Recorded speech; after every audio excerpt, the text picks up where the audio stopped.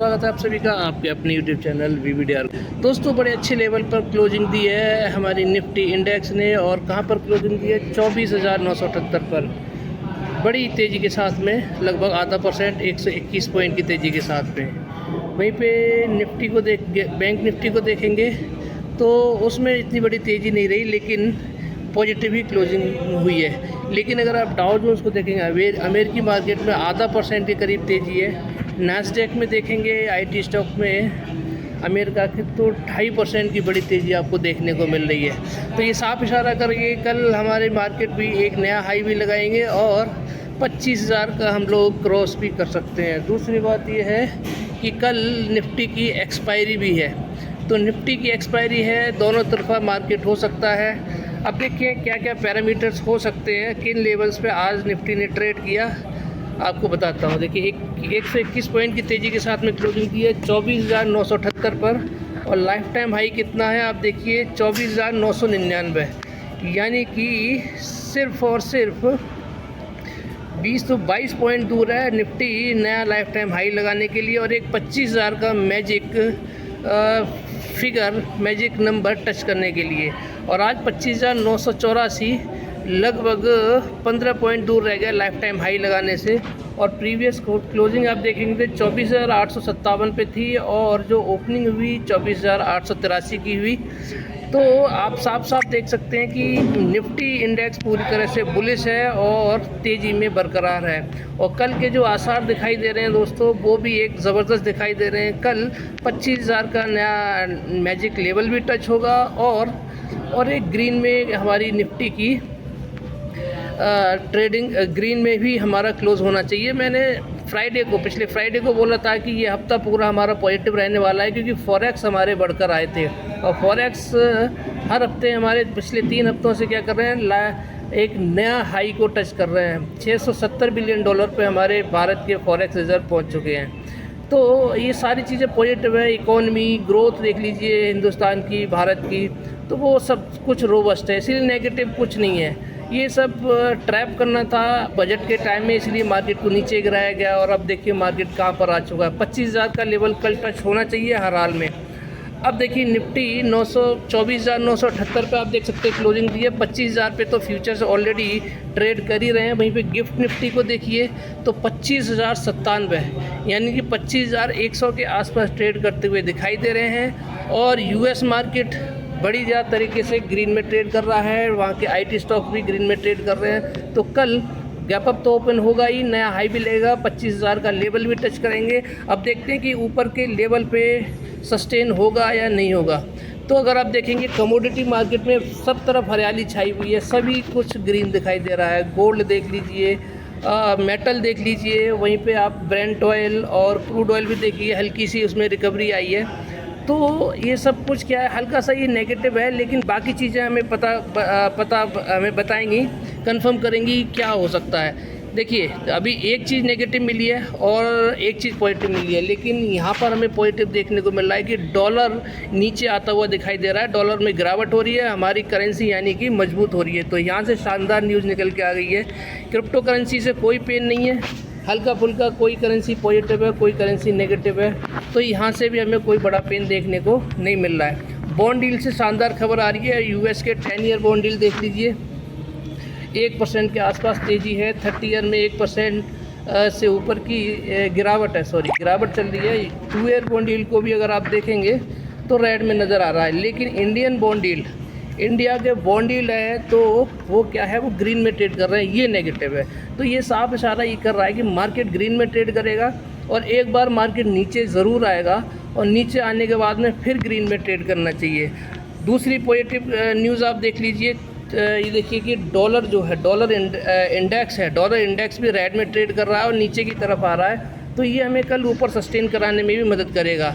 वहीं पे अगर आप देखेंगे तो DII आज फिर बिकवाली खरीदारी करके गए हैं और FII फिर आज बिकवाली करके गए हैं। तो जो शुरू में आप देखेंगे जब आप देखेंगे कि मार्केट नीचे की तरफ आया था तब बिकवाली कर रहे थे, लेकिन DII स्मार्टली प्ले कर रहे हैं और वो क्या कर रहे हैं, लास्ट में आके उन्होंने ख़रीदारी की, आप देख सकते हैं 3366 करोड़ की, जिसकी वजह से हम लोग क्या कर रहे हैं, हमने ग्रीन में क्लोजिंग दी है और 100 पॉइंट से ऊपर की हमने क्लोजिंग दी है। तो साफ इशारा कर रहे हैं कि अब इस बार जो हमारे DII हैं, हमारे देश के जो इन्वेस्टर्स हैं, बड़े इन्वेस्टर्स हैं, फंड हाउसेस हैं, वो FII को करारा जवाब दे रहे हैं। तो ये साफ इशारा कर रहे हैं कि पहले क्या करते थे, FII बिकवाली करते थे, हमारी जो मार्केट थी, इंडियन मार्केट थी, वो धड़ाम हो जाती थी। लेकिन अभी क्या है, उसको संभाल रखा है DII ने, भर भर के पैसा हमारे DII लगा रहे हैं, जिसकी वजह से मार्केट ऊपर के लेवल पे सस्टेन कर रहा है। तो यहाँ दोनों को अगर नेगेटिव पॉजिटिव करेंगे तो लगभग 100 करोड़ की बिकवाली हमें देखने को मिल रही है। कोई बड़ी बिकवाली नहीं है, बाकी की कंडीशंस हम देखेंगे तो पॉजिटिव दिखाई दे रही हैं। तो कल देखिए 25,000 का लेवल तो टच होगा, एक्सपायरी है तो थोड़ा ऊपर नीचे हो सकता है, अब दोनों तरफ ट्रेड हो सकता है। अब बात करता हूँ आपसे मैं 5 स्टॉक्स की, जिनका एनालिसिस मैं आपके साथ में हर रोज़ शेयर करता हूँ। सबसे पहले मिश्र धातु निगम लिमिटेड की बात करेंगे। डिफेंस का स्टॉक है, इसरो को मेटल भी सप्लाई करता है। तो आज 10 पॉइंट की गिरावट के साथ में क्लोजिंग दी है, 2% की बड़ी गिरावट के साथ में। वहीं पे आज इसका हाई देखेंगे तो 506 का इसने ऊपर की भी रेंज बढ़ाई है और नीचे की भी रेंज इसने बढ़ाई है। लो लगाया था 488 का। तो कंसोलिडेशन जोन में आप देख सकते हैं, ये जो कंसोलिडेशन हुआ था इसके बाद में 540 तक गया था, अब फिर यहाँ पे कंसोलिडेशन हो रहा है। तो ये अच्छी बात है, कंसोलिडेट करेगा, एक बेस बनाएगा, बेस बनाने के बाद में सीधा ऊपर जाएगा। तो अभी कितना दूर है दोस्तों, ये है 47 और 10.57, 58 रुपीज़ दूर है ये स्टॉक अपने लाइफ टाइम हाई से। जैसे ही ये कंसोलिडेशन से ऊपर निकलेगा, आपको नया लाइफ टाइम हाई देखने को मिलेगा। इस स्टॉक के टारगेट मेरे हिसाब से बनते हुए नज़र आ रहे हैं 757, अभी चल रहा है 490 और 757 के आसपास जाने के पूरे चांसेस हैं स्टॉक के। तो स्टॉक पे नज़र बना के रखिए और 40-60 वाले फार्मूले से खरीदारी करके जा सकते हैं। बाय सेल की कोई रिकमेंडेशन नहीं है, अपने फाइनेंशियल एडवाइजर से सलाह ज़रूर लीजिएगा। अब बात करते हैं टाटा पावर की। कितने टाइम से मैं बोल रहा था दोस्तों, कंसोलिडेशन जोन में है और एक तेज़ी बड़ी आने वाली इस स्टॉक में। आप देखिए मात्र 11 रुपये अपने लाइफ टाइम हाई से दूर है। ये देखिए 464 का लाइफ टाइम हाई है और अभी कहाँ आ गया, 453 रुपये 60 पैसे पे। तो कल हो सकता है कि स्टॉक में एक बड़ी तेज़ी आपको देखने को मिले। पावर का स्टॉक है, फंडामेंटली बहुत स्ट्रॉन्ग है, शुरू से ही मैं बोलता आ रहा हूँ। और देखिए ये कंसोलिडेशन जोन जो चल रहा था काफ़ी लंबे टाइम से, आज उसने ब्रेकआउट कर दिया है ऊपर की तरफ।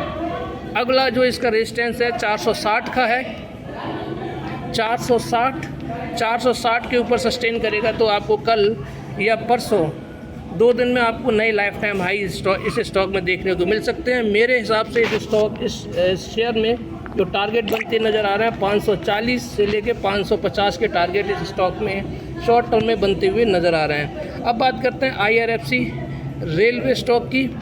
ये देखिए सरकार का पूरा फोकस है रेलवे में और ये एक बड़ा स्टॉक है, फंडामेंटली बहुत स्ट्रॉन्ग है। पूरे रेलवे सेक्टर को ये फंड सप्लाई करता है। रेलवे में कुछ भी नया होगा, नई ट्रेन के डिब्बे बनेंगे, नई ट्रैक बिछेंगी, नया स्टेशन बनेगा, नए व्हील्स बनेंगे ट्रेन के, तो पैसा कहाँ से आएगा, IRFC देगा। इसलिए स्टॉक बहुत ज़बरदस्त है और कंसोलिडेशन कर रहा है, ये बहुत बड़ी बात है। और किन लेवल पे कंसोलिडेशन कर रहा है, ये देखिए ये 190 से लेके 200 के बीच में ये अपना बेस बना रहा है। जैसे ही इस बेस को तोड़ेगा एक बड़ी तेज़ी आपको फिर से इस स्टॉक में देखने को मिलेगी। पोजीशंस हैं तो होल्ड करके रखिए, क्योंकि लंबा कंसोलिडेशन ऑलरेडी 170 से 180 के बीच में हो चुका है। तो यहाँ से स्टॉक को ऊपर ही जाना है। तो रेलवे का स्टॉक है, 40-60 वाले फार्मूले से ख़रीदारी करके जाना चाहिए। बाय सेल की कोई रिकमेंडेशन नहीं है। बात करते हैं तीसरे स्टॉक, बैंकिंग सेक्टर का स्टॉक है RBL बैंक। दोस्तों अभी भी मैं आपको बोल रहा हूँ कि ये स्टॉक आपको बार बार मौका दे रहा है। 230 से लेके 240 के बीच में अभी कंसोलिडेट कर रहा है और इस लेवल से जैसे ही निकलेगा इस स्टॉक के देखिए लाइफ टाइम हाई कितना है, 300 रुपये लाइफ टाइम हाई है और अभी आपको कितना सस्ता मिल रहा है, लगभग 65 रुपये ये सस्ता मिल रहा है।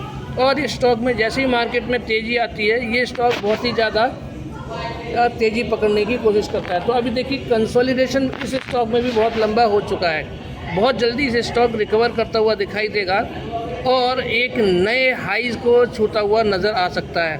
तो 40-60 वाले फार्मूले को यूज़ करके आप ख़रीदारी करके जा सकते हैं। अपने फाइनेंशियल एडवाइजर से सलाह ज़रूर लीजिएगा। 5वें और आखिरी स्टॉक के बारे में बात करते हैं, power instrument Gujarat limited.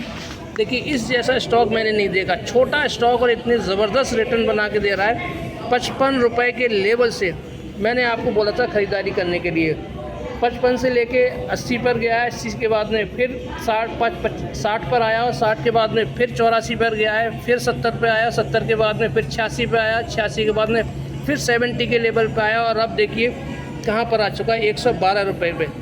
Power sector का स्टॉक है, ज़बरदस्त रिटर्न बना के दिए। अब तक ये 5% के अपर सर्किट में चल रहा था, अब इसका सर्किट कम कर दिया गया है, 2% के सर्किट में आ गया है। मैंने आपको बताया था कि इसके टारगेट मेरे हिसाब से 150 रुपये के हैं, अगर ये 93 रुपये के ऊपर सस्टेन कर जाता है तो। अभी कई दिनों से ये सस्टेन कर रहा है 93 के ऊपर, तो मेरे हिसाब से अगर ये 85 के अगर आसपास 85-90 के आसपास कहीं भी दिखाई दे, नहीं छोड़ने वाला स्टॉक है। आप इसका चार्ट देखिए, कितना ज़बरदस्त चार्ट है दोस्तों। ये देखिए मूविंग एवरेज एक्सपोनेंशियल लाइन के ऊपर एकदम स्ट्रेट बिल्डिंग खड़ी कर दी है इसने कैंडल वाली लाइन की, तो बहुत ही शानदार स्टॉक है दोस्तों। 85-90 के बीच में कभी भी मिले आप आंख बंद करके ख़रीदारी कर सकते हैं। तो ये था मेरा आज का एनालिसिस शेयर मार्केट का, 5 स्टॉक का और निफ्टी इंडेक्स का।